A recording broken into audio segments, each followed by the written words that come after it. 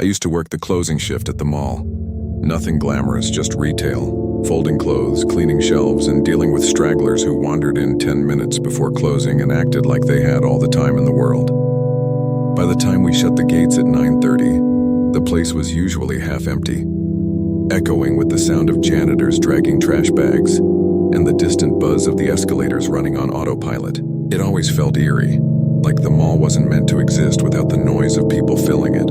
I'd always joked with my coworkers that malls at night felt like liminal spaces, too quiet and too big, as if the building itself was waiting for something. One night, something happened that made me regret ever saying that, something that still gives me nightmares every time I step foot inside a mall. It was a Wednesday night. I remember because Wednesdays were dead. Only a handful of customers shopping after work, and most of them cleared out by 8. By 9 buzz, I was straightening the jeans wall, killing time until closing. My manager, Stacy, was in the back counting the register, and another coworker, Maria, was mopping the fitting room hallway. Just another boring night. Then, right as I was about to close the front gate, the intercom crackled to life. "Attention all mall staff and shoppers," the voice said, low and distorted. "Please remain where you are. The mall is now under lockdown." I froze with the gate halfway down. Lockdown in a mall? That didn't make sense. We'd had fire drills before, and I'd even seen a shoplifter or two tackled by mall security, but never a full-blown lockdown. I peered out into the main concourse. Across the way, the food court gates were slamming down, one by one, like guillotines cutting off the neon glow. A couple of straggling shoppers outside our store stopped in their tracks, looking around nervously. One woman tried the door to Macy's, but it wouldn't budge. Then the announcement repeated, this time louder. "Please remain where you are. The mall is now under lockdown." My first thought was robbery. Maybe someone pulled a gun in one of the jewelry stores. My second thought was terrorist attack. That seemed absurd for our sleepy suburban mall, but what else could it be? "Stacy," I called toward the back. "You hearing this?" She appeared a second later, eyebrows raised, cordless phone in hand. "Yeah, I heard. I can't get anyone on the mall office line. It's just dead." Maria wheeled the mop bucket up beside us, frowning. "Lockdown, like shooter?" Nobody said anything after that. None of us wanted to put the word into the air, like saying it would make it real. We pulled the gate shut and locked it, but left the lights on. A few customers still lingered outside, pacing nervously, whispering to each other. I gave them a helpless shrug like, I don't know what's happening either. After about 5 minutes, most of them drifted down the hallway toward the escalators. That was when the second announcement came. "Remain inside. Do not attempt to leave. Do not approach the mannequins." We all looked at each other, confused. "What the hell did it just say?" Maria asked. "Mannequins," Stacy said slowly. "It said, don't approach the mannequins." We laughed nervously at first, like maybe it was some glitch, some prank over the intercom. But then I looked out into the concourse again and felt the laughter die in my throat. There was a mannequin standing in the middle of the hallway. At first, I thought it was from one of the nearby storefronts, maybe some kids dragging it out as a prank. But no one was near it. It was just standing there, perfectly still, angled toward our store. A tall, faceless figure in a plastic hoodie, blank white skin reflecting the fluorescent lights. "That wasn't there a second ago," Maria whispered. Another mannequin appeared near the fountain, and another at the top of the escalator. One by one, they seemed to be filling the concourse, sliding into place whenever the lights flickered. I pressed my face to the gate, squinting. "I don't get it," I muttered. "Where are they coming from?" None of us moved for the next several minutes. We just watched as more mannequins appeared in the hallway outside, lining up like silent sentries. They weren't moving, not exactly. But each time we blinked or looked away, their positions shifted. A tilt of the head here, an arm raised there, one foot slightly forward. Stacy whispered, "We need to go to the back exit." We filed into the stockroom, trying to ignore the shapes gathering outside. The emergency exit at the rear of the store led into a service hallway. From there, we could get to the parking lot. That was the plan, until we opened the door and found the hallway lined with mannequins, dozens of them. Some standing, some crouching, some leaning against the walls like corpses frozen mid-step. All of them turned toward us. Maria screamed and slammed the door shut. I grabbed a box cutter from the shelf, my hands shaking. "What the hell is happening?" I demanded. But neither Stacy nor Maria had an answer. We barricaded ourselves in the back office, pushing filing cabinets against the door. The intercom clicked on again. Remain where you are. Do not engage. They respond to movement.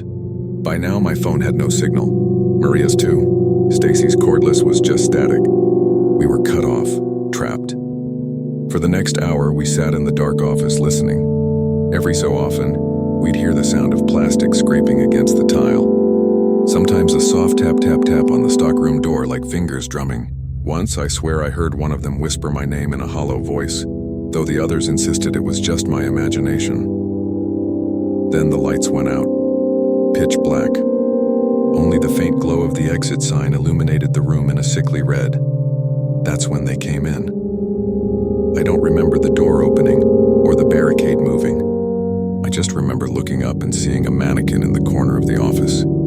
Its head was tilted at an unnatural angle, staring at me with its blank face. Another stood behind Stacy, one plastic hand reaching toward her shoulder. We bolted. We didn't think, we just ran, shoving past them into the stockroom. They didn't chase exactly, they just shifted. Every flicker of the exit sign revealed them closer, their limbs bending wrong, joints snapping into new positions. We made it to the service hallway. I kicked aside mannequins as we ran, their hollow bodies toppling with echoing crashes. But for everyone that fell, 3 more seemed to appear ahead of us, arms outstretched, fingers frozen mid-grasp. At some point, Maria fell behind. I heard her scream, but when I looked back, she was gone. Just gone, swallowed up in the dark crowd of faceless things. Stacy and I burst through the final door into the parking lot. It was empty, completely empty. Not a single car in sight, not even my old Toyota, which I'd parked right by the staff entrance. It was like the entire world had been wiped clean. We didn't stop running until we reached the far end of the lot, gasping for air, our hearts ready to burst. Behind us, the mall stood silent, windows dark. No mannequins followed. No intercom. Just silence. That was 3 years ago. I don't work at the mall anymore. It shut down a few months after that night for renovations. But I know the truth. Every time I pass by, I see them. Mannequins lined up in the dark windows, waiting. I used to work night security at a corporate office building. A thankless job, but it paid decent and gave me time to study while I worked. The place was a 20-story glass tower in the middle of the city. One of those buildings that looks sleek and modern during the day, but turns into a hollow, lifeless skeleton at night. My shift started at 10 p.m. and ended at 6 a.m., which meant I spent most nights patrolling silent hallways, checking doors and drinking too much bad coffee. Normally, the only sounds were the hum of the air vents and the occasional elevator ding. But one night last winter, I learned what true silence feels like, and what can break it. It was around midnight when the lockdown started. I was in the lobby watching the monitors when every single screen went black. No warning, no static, just black. Then one by one they lit up again, showing only a single white sentence against a black background. Do not look at the windows. I thought it was some kind of hack. A prank, maybe. These corporate servers were supposed to be locked down tighter than Fort Knox, but I'd seen stranger things. Still, the fact that all the cameras went down at once was unnerving. I grabbed my walkie and called up to Tony, the other guard on duty who was patrolling the upper floors. You seeing this? Static. Then Tony's voice shaky. Yeah, same message on the monitors up here too. You know anything about this? Nope, I said. Probably some IT screw-up. I'll call the manager, I tried. The office lines were dead. My cell had no signal, which was impossible. I always had full bars in the lobby.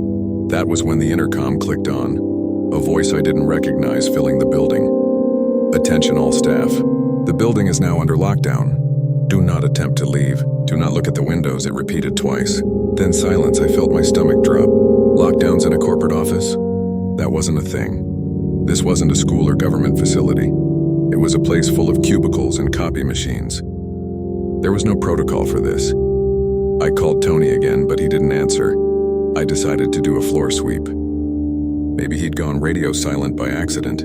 I took the elevator up to the 10th floor and stepped into the maze of cubicles. The whole place smelled like printer toner and stale carpet. I flicked on my flashlight, scanning the rows. Everything was normal except for the monitors. Every single computer in the office was on, displaying that same message. Do not look at the windows. Hundreds of screens glowing in the dark, like some kind of mantra. I told myself it was just a system-wide hack. Some kid screwing with us from his basement.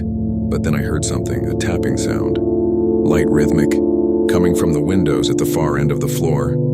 I froze. Tap, tap, tap. I wanted to ignore it, but my stupid instincts pulled me closer.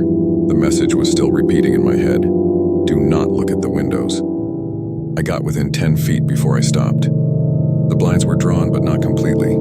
Through a thin gap, I saw pale skin pressed against the glass. Fingers, 5 of them, tapping slowly, in perfect rhythm. I backed away so fast I nearly tripped over a chair. My heart hammered as I stumbled back to the elevator, punching the button like a madman. The doors opened and I slammed the close button without even checking if anyone else needed in. Back in the lobby, I checked the front doors, sealed. The electronic locks were engaged and my keycard didn't work. None of the phones did either. I was trapped. I tried Tony again. No response, then the intercom crackled again. Do not look at the windows. They notice movement. I swear to God, the voice sounded different this time. Not robotic, not automated, more like a whisper. I grabbed the building's master keys and started up the stairwell. I needed to find Tony. On the 15th floor, I found his flashlight lying on the landing. Still on, still shining, but no sign of him.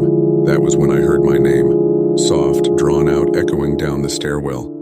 David. I froze mid-step. The voice was wrong, thin, distorted, like it was coming through water. I bolted up the stairs, not caring how much noise I made. On the 20th floor, the top floor, I shoved the door open and ran into the executive offices. The place was even darker than the rest, no screens, no lights. Just shadows stretching long across the carpet. And that was when I made my biggest mistake. I looked out the window.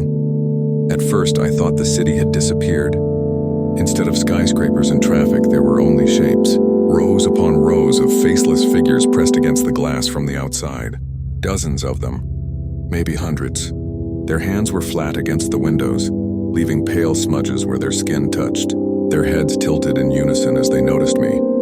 I stumbled back, my stomach lurching, my throat dry. Every figure started tapping on the glass at once. Hundreds of fingers drumming in chaotic rhythm. The sound filled the room, drilling into my skull. I ran. I don't even remember going back down the stairs. Just the sound of the tapping following me all the way down. When I burst into the lobby again, the monitors were different. No more warning. Just a single sentence across every screen. You looked.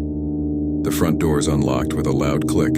I didn't think twice, I sprinted into the street. But the city wasn't the same. The buildings looked wrong, too tall, bending slightly like they were leaning in to listen. The streets were empty. Every window on every building filled with pale faces staring down at me. I kept running until my lungs gave out. Somehow I woke up the next morning in my apartment. No memory of how I got there. The office was shut down the next day. They said it was for security reasons. Tony was never mentioned again. It's been 6 months. I still don't know what happened that night. But sometimes late at night I hear the tapping on my own window. And I don't dare look. I've spent a lot of time in airports, more than I'd like to admit. Business trips, family visits, missed connections, it all blends together after a while. Most airports feel the same once you've walked through enough of them. Sterile lighting, endless announcements, overpriced food, the quiet desperation of people waiting to leave. But there was one night I'll never forget. The night the airport went into lockdown, it was January. I had a late-night layover at a regional airport I'd never been to before. Not big enough to be international, but not small either. The kind of place where the gates stretch endlessly in both directions, and the staff look as exhausted as the travelers. My connecting flight wasn't until morning, so I found an empty section of seats near gate C13 and settled in. There were maybe 20 other people scattered around, some curled up on chairs, some charging their phones, a few kids running around while their parents tried to sleep. The usual. For the first hour, nothing felt strange. I even dozed off for a bit. But around 1 a.m., the announcement started. Attention passengers, please remain seated. The airport is now under lockdown. The voice was flat, robotic, but it carried through the entire terminal. I sat upright, rubbing the sleep out of my eyes. Around me, people stirred. A man across from me frowned. Lockdown? What the hell for? No one had an answer. The intercom repeated itself. Please remain seated. The airport is now under lockdown. I looked around for security. No one came. The stores were shuttered, the staff gone. The few TSA officers I'd seen earlier were nowhere in sight. It felt like we were suddenly alone in a massive building. Some people started whispering. A woman tried to call someone on her phone, but she shook her head. No signal. I checked mine, same thing, dead. Then the screens at the gates flickered. The usual blue and white flight info vanished, replaced by something else. Boarding soon. Flight 00. Destination, Gate 13. I frowned. Gate 13. That was where I was sitting. But there was no Flight 00. I'd checked the schedule earlier. Nothing. Left until morning. The announcements changed too. Now, boarding Flight 000. All passengers. Please proceed to Gate 13. A family 2 rows down stood up. Confused but curious. The dad said, "Maybe it's a special shuttle or something." They walked to the gate. The screens above the jet bridge lit up with the same thing. Flight 00 now boarding. The gate agent desk was empty. No staff, no scanners. Just the doors which slid open automatically as the family approached. I swear to God I saw nothing beyond those doors. No jet bridge, no plane, just black. Like a tunnel into nothingness. The family hesitated for only a moment. Then they stepped through. And the doors closed behind them. Everyone stared. A guy near me muttered, "What the fuck was that?" No one answered. The intercom came back. Now boarding Flight 00, Gate 13. All passengers proceed immediately. More people started moving toward the gate. An older couple, a young woman with headphones. They looked nervous, but it was like the voice was pulling them in. One by one, they vanished into that dark doorway. I stayed put. Every nerve in my body screamed at me not to move. After a while, only a handful of us were left. Me, the guy who'd cursed, and a teenage kid with a backpack. The guy was pacing, muttering, "This isn't right. This isn't fucking right," the kid asked. "Should we go? Maybe it's safer than staying here." I shook my head. "There's no plane." "Didn't you see? There's nothing out there." The intercom didn't stop. It repeated every 5 minutes, the same words, the same flat tone. The screens glowed in sync. Flight 000 now boarding. After what felt like hours, the lights in the terminal dimmed. Not all at once, just row by row, gate by gate, like something was moving closer, shutting everything behind it. The guy who'd been pacing finally snapped. "Screw this. I'm not sitting here waiting to die." He marched to the gate. The kid and I both tried to stop him, but he shook us off. "Either I get on that flight or I break out through the tarmac. But I'm not waiting here." He walked through the doors, and this time they didn't close right away. I caught a glimpse of what was on the other side.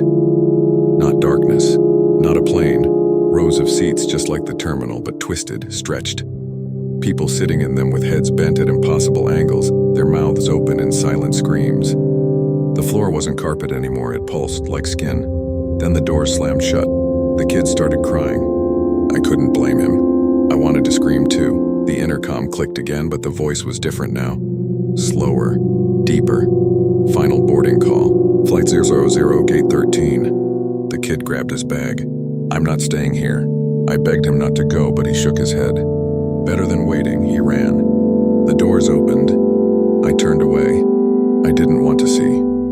When I looked back, he was gone and I was alone. The lights kept shutting down one by one until only the glow of the Gate 13 sign remained. The intercom whispered again, almost softly this time, like it was right in my ear.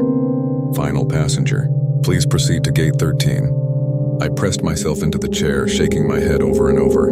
No, I'm not going." The screens flickered. The message changed. "You cannot stay here." Every exit sign in the terminal went dark. The only light left was Gate 13. I don't remember making the choice. I just remember standing, walking slowly, like I was being pulled forward. My hands shook as I reached the doors. They slid open, and I saw. The narration cuts here. I woke up the next morning in a taxi outside my apartment, my boarding pass still in my pocket. My phone had service again. The timestamp showed only a few hours had passed. When I checked the news later, the airport was closed indefinitely. Technical difficulties, they said. No mention of the lockdown. No mention of Flight 00. Sometimes when I check my email, I see it sitting in my spam folder. Your boarding pass for Flight 000 has been confirmed. I delete it every time. But I know one day, they'll call me again, and next time I don't think I'll wake up.